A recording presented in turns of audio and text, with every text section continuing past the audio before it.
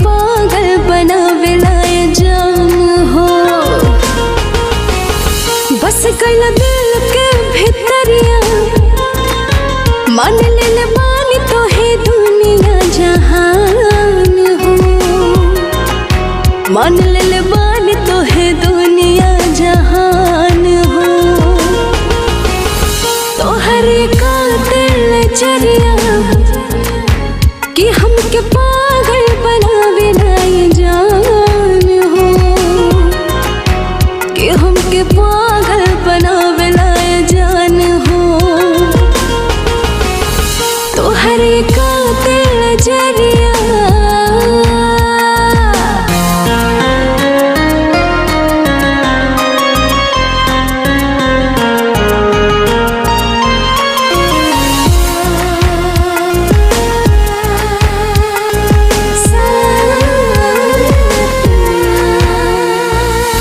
जब नावला तू सोचे तब ले आँखियाँ तोहरे के खोजे।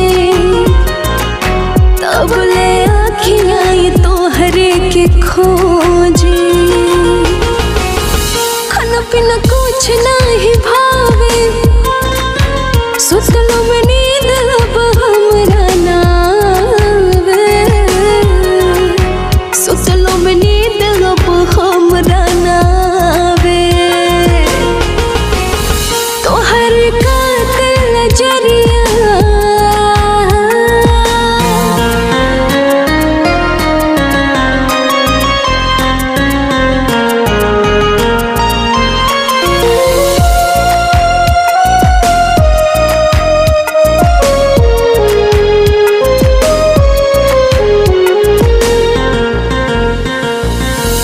ऐसे बहाना जे बनैबा कबल तो हमरा के बोला अपनैबा।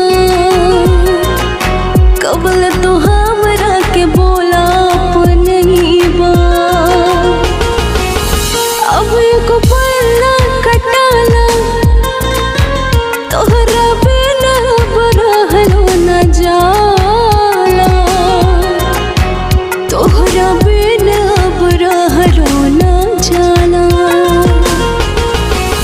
तोहर का दिल जान